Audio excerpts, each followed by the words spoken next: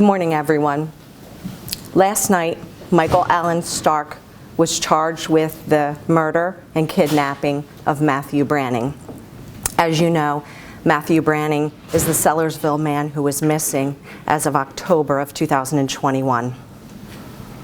The charges are a direct result of the unyielding investigation done by the Bucks County detectives and the Perkasie Borough Police Department, as well as the investigating grand jury in Bucks County. Stark was charged with first-degree murder, kidnapping, robbery, and related charges. I'm sure you know, because we utilized the media to appeal to the public in December of 2021 to provide any information they may have regarding this investigation, and that proved to be invaluable.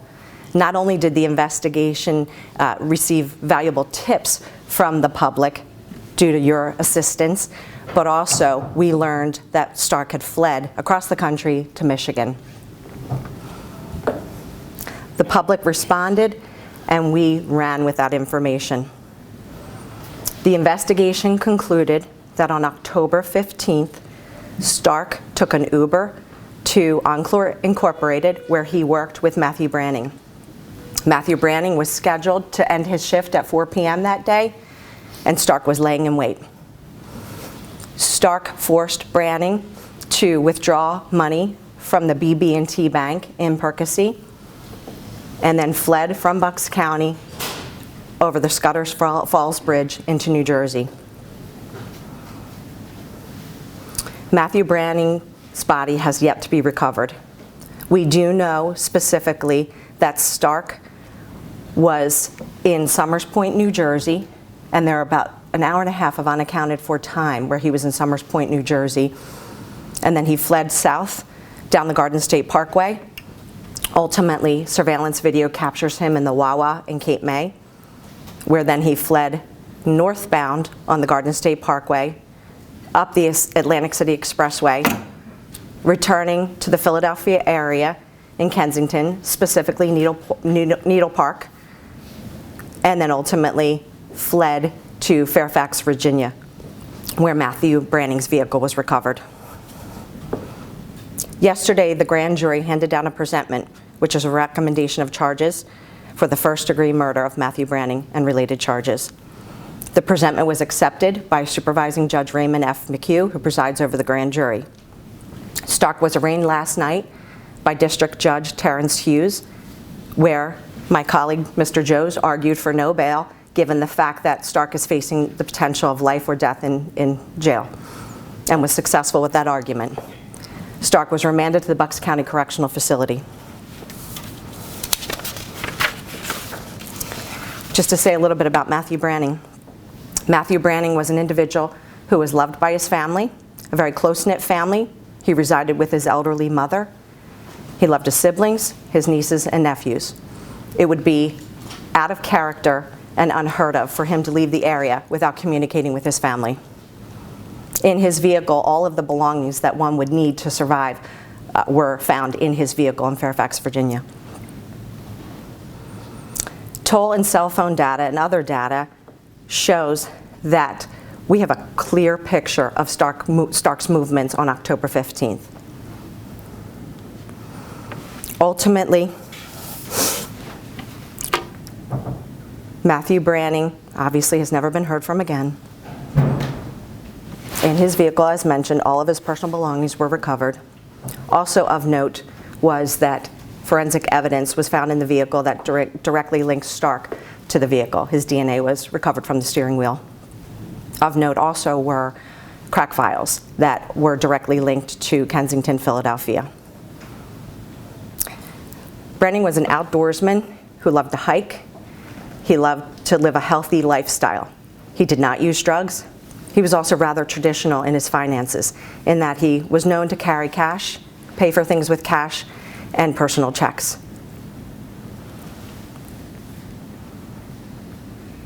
Stark was detained in Wayne County, Michigan, where he was extradited back to Monroe County for an existing bench warrant while this investigation continued. Not only do I want to praise the outstanding work, and I have to emphasize the outstanding work, every detail, every piece of evidence that was uncovered by the Bucks County detectives, the Perkasie Borough Police Department, and by my colleague Mr. Joes guiding the case through the investigating grand jury. I also want to commend those investigative grand jurors who give 2 years of their life, 1 day a week, to make sure that in Bucks County no crime remains unsolved. We are lucky here in Bucks County. We're committed to bringing justice for victims like Matthew Branning and for his family. I also want to thank all of the law enforcement agencies that assisted, specifically Fairfax, Virginia, Wayne County, Michigan, and the Monroe County District Attorney's Office. Thank you. Is there any connection between Branning and Stark that you're aware of? The only connection is that they were co-workers, that they worked for a small company, as mentioned, Enchlor Inc., and that they were both highly skilled in their trade, but needed one another to accomplish the job. So we do know that Stark was not, he failed to appear for work for several days, and then ultimately, on the 15th of October, he kidnapped Branning, and obviously, Branning was never seen from again. Do you have any idea where the body may be? Not at this juncture. Obviously, we're pursuing every investigative lead, and again, we appeal to the public for anybody who may have information, specifically as it relates to Somers Point, New Jersey, for that hour and a half of unaccounted for time, and any shore points south from that location along the Garden State Parkway. According to the presentment, there was traces of blood. Luminol picked it up around the steering column. We know that the victim was driving the car prior to that because he drove to the bank. But the cadaver dogs didn't pick up a detection of a body. Is that why you think perhaps the body was disposed of here, not in Virginia, that it was done quickly because the dogs didn't pick up that scent? There's obviously pending forensic analysis, but yes, at this juncture, it's safe to say that when Matthew Branning was last seen alive withdrawing funds from the BB&T Bank, it's clear there's someone in the backseat of that vehicle. And then later, we discover Stark's DNA on the steering wheel. Also of note is Stark is very small in stature, and the driver's seat was pulled up to, the closest position for someone who would be small in stature when it was recovered in Virginia. But there are still pending forensic analysis of evidence. Do you think because Branning was so traditional, I mean, he knew this guy, that maybe he just thought, if I get the cash, because I can't get past that part. If he's out of the car at the bank and if Stark is believed to be in the back seat, there was an opportunity to get away. Do you think it was just get me the cash and I'll leave you alone kind of thing, and it went from there? It's hard to say. What we do know is that there was planning, that there was what we believe to be evidence of lying in wait, and what is clearly a kidnapping and robbery. And then obviously what we now know is a murder, regardless of the fact that Matthew Branning's body has not been recovered. So it's hard to say. Only Stark possesses that knowledge of what ensued after, but our evidence is incredibly strong. And he has been less than helpful. Even when he's been brought forward and almost forced to testify, he'd rather sit in a jail cell than talk. Obviously, there are certain things I'm not permitted to comment on, and that's one of those things. But obviously, with regards to the probable cause that's contained within the presentment, it establishes some of those details. Do you know how he may have died, and what kind of a weapon, anything like that? I can't speak to that at this point. They both worked together, but he didn't show up for work for how many days? For 4 days, he failed. Well, technically 5 days, he failed to show up. Branning would work the day shift, and Stark would work the evening shift. Stark was a programmer. Branning would carry out the programs. So it was necessary for both men to work in order to carry out the job, the contracts. So he failed to appear for 4 straight days.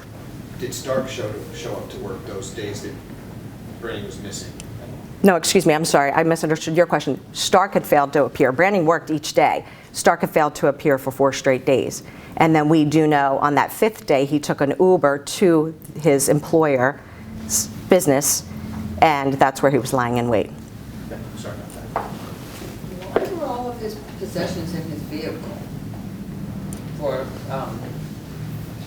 Meaning Branning? Yeah. Well, I think the obvious is that he didn't leave of his own volition, and he's not out there residing, in some community because he wanted to walk away. This is a man who was very much loved and loved his family. So this is a man who was abducted.